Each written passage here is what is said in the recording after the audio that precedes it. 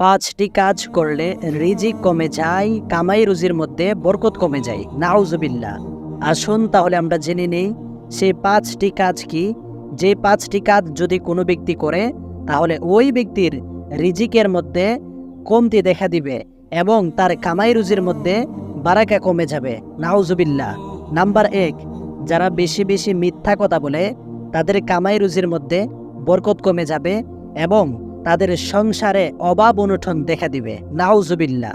Number ২, যারা নামাজ ছেড়ে দেয় তাদের সংসারে অভাব অনটন দেখা দিবে, কামাই রুজির মধ্যে বরকত কমে যাবে। নাউজুবিল্লাহ। নাম্বার ৩, যারা বেশি বেশি অপচয় করে তাদের কামাই রুজির বরকত কমে যাবে। এজন্য অপচয়কারীকে বিশ্বনবী সাল্লাল্লাহু আলাইহি ওয়াসাল্লাম পছন্দ করেন না, অপচয়কে পছন্দ করেন না। কারণ অপচয় করা হচ্ছে শয়তানের কাজ। এজন্য এই কাজ থেকে সকল মুসলমান নর এবং নারীকে বিরত থাকতে হবে। নাম্বার ৪, যারা আমানতের খিয়ানত করে তাদের কামাই রুজির বরকত আল্লাহ তাআলা উঠিয়ে দিবে। নাউজুবিল্লাহ। এই জন্য কখনোই কারো সঙ্গে এরকম কাজ করা যাবে না। যদি কেউ কারো কাছে আমানত দেয় ওই আমানত খিয়ানত করা যাবে না।